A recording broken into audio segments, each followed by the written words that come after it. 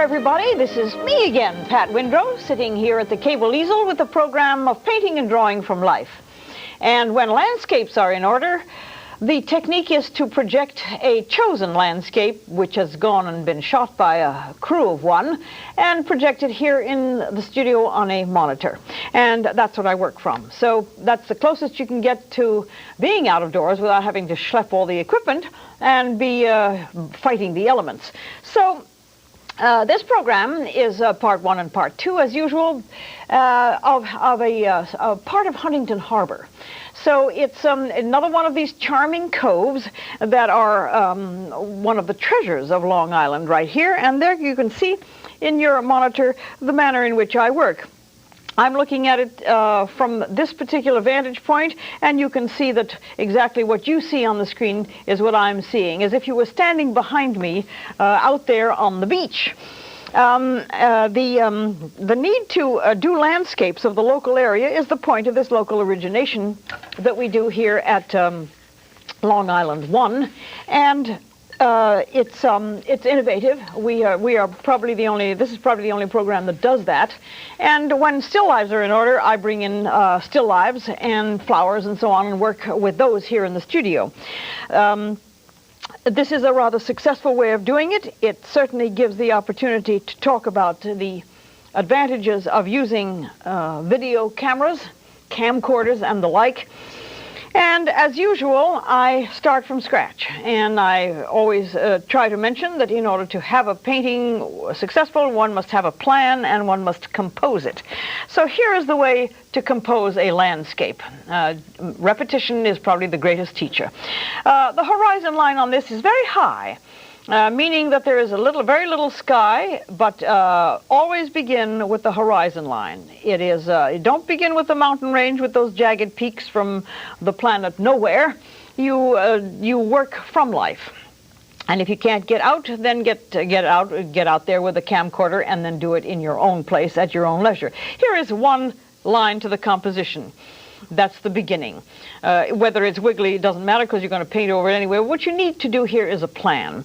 And the single line, which is going to designate where the foliage runs, is perfectly acceptable to do it roughly, interpretively, but to get a general feeling of where it's going. And this is all sort of well patterned. It looks almost like, just looks like actual bumps the same size one from the other, but that will change as the composition goes. Then we have another small horizontal line which will designate a beach area in the distance, because this lines this particular cove. Then, as usual, as I say on many programs, the interesting thing about a landscape painting is if you can, in fact, introduce a diagonal. It gives a three-dimensional quality to the piece. As you can see, suddenly your eye is being led in a diagonal into the picture. Then the beach grasses, as you can see, are also part of a diagonal thing. They kind of go off into this pattern, and here is almost a foolproof way of getting into the picture. All the details that will come later will obviously manifest themselves as the picture progresses and you get into the details. But here in the foreground is a wonderful set of rocks that are being lit by the sky. They almost like huge boulders of coal, but it's because they're in shadow. Shadow tends to be blue or mauve in most of the time, and they're dark, and so they appear to have a certain bluish purple quality to them. They undoubtedly are not purple, but in this particular lighting, the shadow being in the foreground. Remember that shadow is as important in a painting as light. And here's the general shadow line. Well, here is a very simple layout, as you might say. It's called composition. Composition frightens people a little bit. They don't quite understand what it is, but this is what it is. It is putting in the guidelines. Composition is nothing more than guidelines. You have to be able to compose a picture in your mind and to stop at a particular place and say, I like the composition of that. Naturally, as the painting proceeds, the verticals of the telephone poles along that road that is lining this shoreline will come in.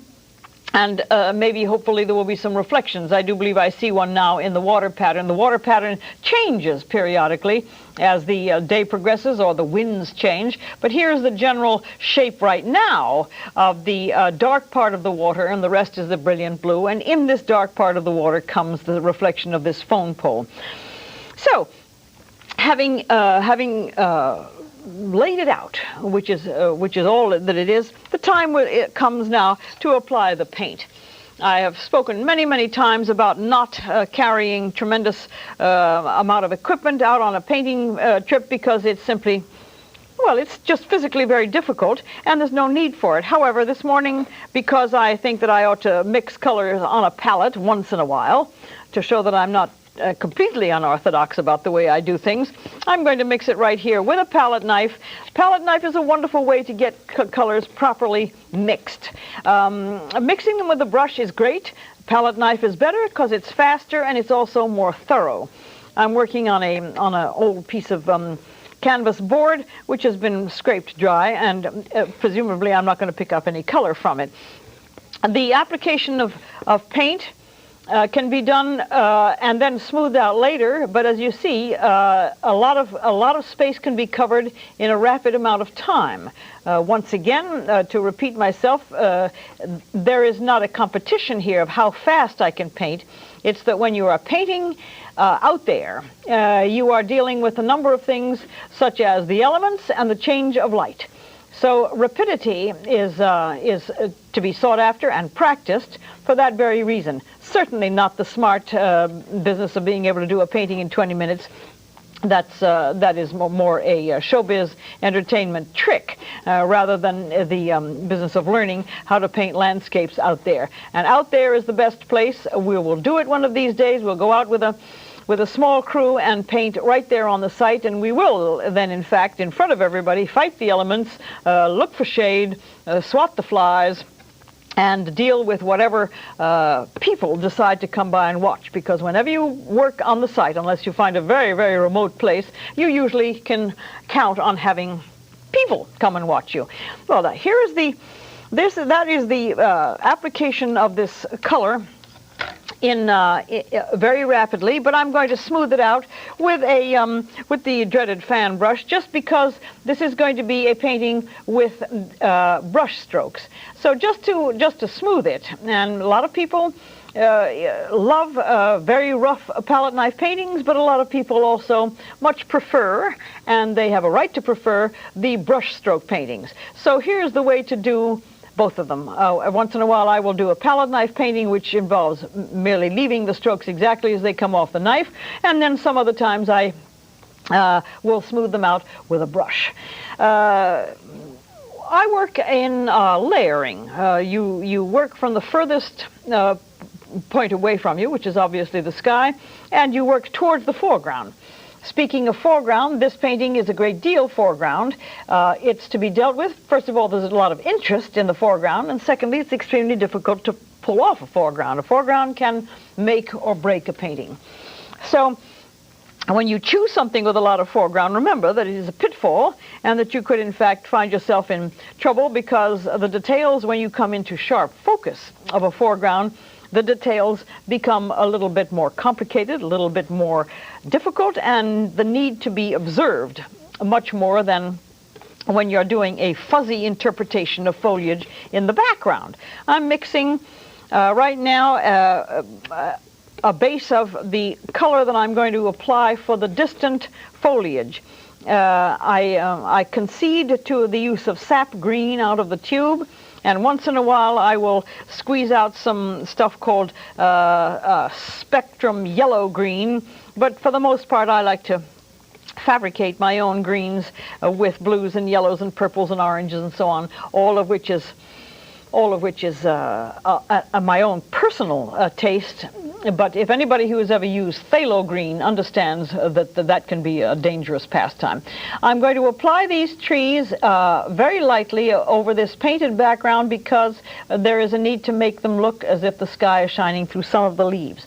This is a technique which I have shown before, and I think that repetition being probably one of the more valuable tools of instruction is to do it again and again so that you can really understand what I'm doing. I am not here just to entertain. I'm also here in my limited time element to instruct as well.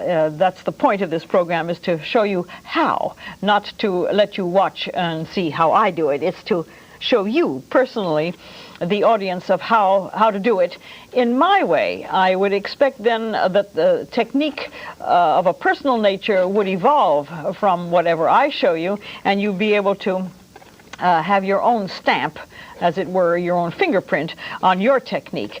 I don't expect for one moment for anybody to ever really want to paint the way I do, but what I can do is to give you some well, not necessarily shortcuts, but the information that I've gathered along the way of how I do it. And as you can see, the application of this foliage here, it's nice to have the freedom to just hope that the knife will give you a sort of a liberated look of the tops of those trees. So I also like to emphasize the fact that color focus is as important as drawing focus. The focus of color in the distance is vital for you to be able to get that third-dimensional quality, which is what realist painters are always after. How do you get a third-dimensional quality and not have a perfectly flat look to a painting? Perfectly flat looks are okay. They are simply a different style. I am dealing with something which looks as though you could in fact feel the texture of whatever it is that I'm painting, whether it's beach grass or trees or sand or even the petals of flowers. I'm interested in the texture of things. I recently did a program painting an owl that came from the nature preserve in the Setauket, Smithtown area, and there was some texture involved there, very different from the texture involved in the painting of trees, obviously. Feathers, the luminescence of eyes, and the concern and the interest that I have in painting texture is multiple, because I seem to be willing to, and I'm interested in painting all types of subject matters, such as landscapes, and then going off into an entirely different realm of animals, and particularly birds. And the same thing can apply to the painting of portraits and the texture of the human skin and hair and so on. So the concern that I have to show you is how you do these techniques for various subject matters. An awful lot of people say, well, your techniques are so different because 1 minute is this and 1 minute is that. Well, the point of having techniques that conform to the subject matter is evident here in this painting behind me. This is a painting of an enormous mass mountain, and that technique would have to be different from the one that I would use when I'm painting a delicate and fragile flower. So the change of technique is dictated by the subject matter, and the change of technique which is dictated here is what I'm applying here in the foliage, in the distance here, is going to be different than when I get a little bit closer to shore and I begin to work on the sand of the beach or on the stones or on the grasses. The technique changes as the subject matter changes. So that may be of help. That may be some information which is useful to some. And that, to me, it is obvious and very self-explanatory that things will dictate how you treat them. I was speaking to a friend painter who lives in Southampton. His name is Jack Riggio. He's been painting now with a palette knife for years, and he paints wonderful, very strong, very exciting, colorful local subject matter, and also people, and his technique changes according to the subject matter as well. I'm thinking of maybe bringing some of his things in, or maybe even having him come in as a guest sometime, so that you can see him and have him talk about painting as a technique. So there are now 3 colors applied on this canvas. With that, I'm going to take a very short break, and we'll come back and we'll start applying some more. So don't go too far away.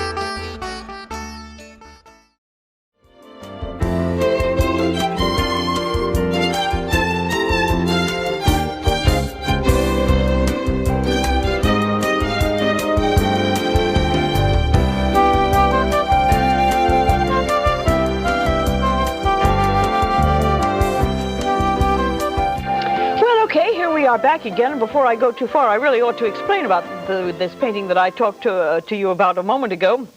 It's a painting of the Appalachian range, but this particular mountain is called the Massanutten. It is 40 miles long, the largest single mountain in the east, and it is the day after the March 13th blizzard of 1993. I went out onto the bridge that crosses the Shenandoah River and sat there and did a drawing. I did not paint it out there. I did a drawing with color notations and came back to my studio and painted that while the inspiration was still there. And the thing that was so remarkable about it is that usually that mountain is just a great mass of very heavy, dark color. And this particular blizzard dropped so much snow on it that it seemed to make it almost transparent. It looked almost like glass because of the quantity of snow. And the outlines that you see here, designating all those hills, are the trees, of course, that are still standing upright, but they don't have snow on top of them. So this whole exercise here was a wonderful way of being able to show an extraordinary phenomenon that happened during that blizzard because of the quantity of snow. Virginia hasn't had that amount of snow in, well, an awfully long time. I don't know what the number of years is. But anyway, these are and the snow, of course, is done with pure white right out of the tube. The day was brilliant after the blizzard, if you may remember. The sun was out and there were no clouds and the sky was very clear. So all of that snow was pure white. I used pure white out of the tube, and so that's why I shouldn't talk about things unless I explain them. But let me get back to this now. This is a different season, a different time of year, and a different color scheme, which is one of the reasons that painters go out and work, because the color schemes are the thing that a painter is interested in. A pen and ink artist is drawn to black and white. Painters are drawn to color. And what happens throughout the year, a lot of people say the winter is so colorless. Well, I think that possibly you disagree that winter is colorless when you can find a scene such as the Appalachian range during the past winter. Most of the winter, however, I think was terribly grismal and gray and damp and wet and cold, and I'm glad it's done with. But here is the fourth color that I'm introducing on this canvas. I think that counting colors is not necessarily very important, but it's also kind of intriguing to see that with very few colors you can get a very strong effect. You do not have to have a tremendous variety of tones. In other words, I'm not going to start paying attention to intimate details of this foliage in the background here when all I want is an impression of what is happening over there. The sun is obviously coming from the right side of this canvas, and therefore, even though they're far away, there is a shadow area on the trees. Everything has its shadow, no matter how tiny or how big it is. Everything has its shadow in the third dimensional visual. So here we're paying attention to that, and it's all very interpretive. But it must be there in order for it to be, first of all, in the realm of realism, and secondly, for it to tell a story. I think that the paintings will tell a story as you go along. It tells you what season it is, what time of day it is, and the climate, and possibly, with any luck at all, the place. My paintings of Long Island are instantly recognized by people who live here and who have been here, and the people who have never been here, and they see my paintings, they say, "Oh, is that what it looks like?" Which puts me in the realm of a reporter, in a way, and here I am reporting. 4 colors: the blue, the basic green, the highlights from the sun-struck trees, and then the very dark shadows. Not too dark, because the darkness is going to have to come in the foreground in order for it to have some impact. But I've kept it I see that here on the monitor I have an awful lot of darkness over here on the right side. There must be a very deep and dense part of this area here, so I think maybe another nice hit, as you might say, of very dark in this tree area will be dramatic and probably faithful to my subject matter. I always believe that you have to kind of really be faithful to what you're looking at. First of all, to avoid that dreaded question of where is that? I would like to be able to know that that is going to be almost instantly recognizable as a place in the world. The amorphous compositions of an awful lot of the shows of some strange jagged mountain with some unknown cabin at the foot of an imaginary mountain is a problem to me. I don't find that it is particularly interesting, especially that the cabin is always the same cabin, and it's not architecturally very well drawn. So work from life, that's the word of the day. Get out there and either combat the elements or record it on a tape, and then study it when you get back. Study is one of the intriguing parts of this whole business of how do you understand what it is that you are looking at. I many times say I don't question it, I simply paint what I see, but at the same time a study is involved in a lot of these endeavors, and it makes it easier. A study should never be a great bête noire. It should also be the opportunity to gain information and to use it. I don't think that information is of any use unless you find a way of using it in your trade. And when I pick up information about places, I find myself referring to it again and again, sometimes subconsciously, but definitely information that I've gathered along the way. I can pretty well tell you the construction of a flower, an iris particularly, because I have painted them so many times and I've become really familiar with the anatomy of that particular flower. I've become familiar with the anatomy of Long Island coves, having done them for so often and for such a long period of time, that I really find myself able to interpret a great deal. But my object here with you is to show you what to look for and then how to put it down. Here is that nice pale area in some sort of a beachy, or I don't know what it is. I'm not as familiar with this side of the harbor as I'd like to be. This is, I believe, still the east side of the harbor looking west. So once again, I try to be faithful to the thing. Now, as you can see, I introduced the brush technique of smoothing out the sky, but I'm going to leave the rough texture of the water, because I want of the trees and the beachy area, but I want to be able to put in the water with a brush. for particular reasons, I want to be able to show you how the subject matter dictates the technique, which is what I was talking about before. So the darkness of the water here is obviously because there is such darkness above it. But it is a smooth, it's a smooth area on the painting, and it can be done with purposeful strokes, not strokes that you wind up saying, well, that looks pretty good. I want it to look right. And that's another phrase that I find is used all too often in these other shows. Well, that looks pretty good. That sort of looks like a forest, and that's not even interesting for me to hear that. I want it to look like what it's supposed to look like. So here we have the water, which we all know is a mirror of the reflection of the sky, but here it is the reflection of the trees above.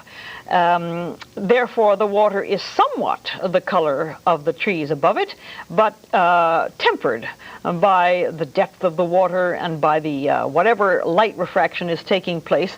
And it is a combination of all those greens that I used above there, but with some toning down, namely using some Van Dyke brown and a little bit of black in the tone. Here there is a break in the sky, and that's where the reflection is going to become blue for just a split second. There's the break in the sky right there, and the reflection, of course, will be directly below it. Just little observational things which really make it not just fun, but really very instructive to be out there looking for these things, instead of simply saying, well, the water gets blue there, and to question, why is it blue there? Well, it's because of that break in the foliage. So let me pick up my palette knife again, which of course is always clean because I can wipe it clean, and mix up a very small amount of the blue that is causing that brilliant reflection in the water. And somehow my little inner clock in my head tells me that very soon this is all going to come to an end, and I'm going to get a signal saying time is up, you have to wind up. So I'm going to probably wind this up by showing you that the reflection in the break in this trees takes place just about here and runs down towards the shoreline. The rest of the water is going to be taken care of by the next part 2 of my study of a little cove in Huntington Harbor. I hope that I don't talk too much and skip over a lot of things, because people do call me on my live show and tell me that they watch very carefully what I'm doing, and therefore I hope that I don't eliminate too much stuff as I'm talking. Here is this has happened just within the past few minutes on the tape. The reflection has changed somewhat, and it's become extremely soft, and there's a pale color that has been suddenly manifesting itself. And this is what happens when you're working out of doors. Things change, and I try to pick up on them as quickly as possible. Well, with that, I'm going to have to sign off. I hope that this part 1 is of interest enough for you to tune in for part 2, which hopefully will follow this shortly thereafter. Thanks again for watching. This is Pat Windrow at the Cable Easel. Tune in again sometime.